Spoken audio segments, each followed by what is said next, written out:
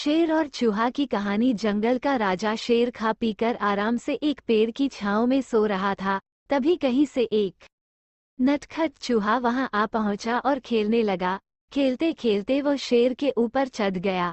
कभी वो शेर की पीठ पर दौड़ता, तो कभी सिर पर चढ़ जाता। कभी वो उसके कान पर झूलता, तो कभी पूंछ से खेलता। उसे बड़ा मजा आ रहा है और उसकी उछल कूद बढ़ती जा रही थी। नटखट चूहे की धमा चौकड़ी से शेर की नींद टूट गई।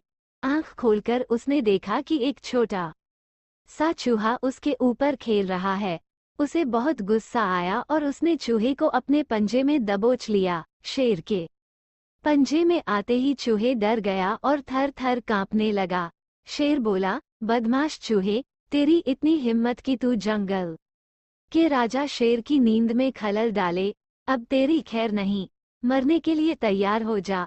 अब मैं तुझे मारकर खा जाऊंगा। मौत सामने देख चूहा गिड़गिड़ाने लगा, वनराज, मुझे क्षमा कर दे, मुझसे बहुत बड़ी भूल हो गई। मुझ जैसे छोटे से प्राणी को खाकर आपको क्या मिलेगा?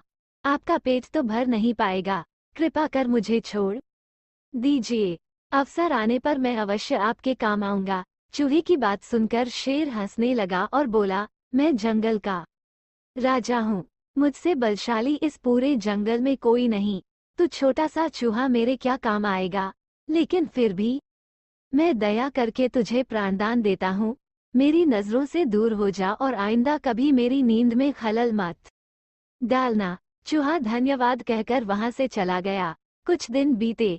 एक दिन शेर जंगल में शिकार के लिए घूम रहा था कि वो शिकारी द्वारा बिछाए जाल में फंस गया। उसने बहुत प्रयत्न किया, किंतु जाल से बाहर नहीं आ पाया। वो मदद के लिए दहाड़ने लगा। शेर की दहाड़ वहां से गुजर रहे एक चूहे के कानों में पड़ी। यह वही चूहा था जिसे शेर ने दया कर प्राणदान दिया था। चूहे दहाड़ की दिशा में गया तो शेर को जाल में फंसा हुआ पाया। उसने फौरन अपने नुकीले दांतों से जाल काट दिया। शेर आजाद हो गया।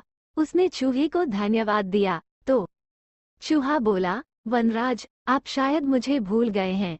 मैं वही चूहा हूँ जिसे अपने प्राणदान दिया था। मैंने आपको कहा था कि किसी दिन मैं अवश्य आपके काम आऊंगा। देखिए, आज मैं आपके काम आ ही गया।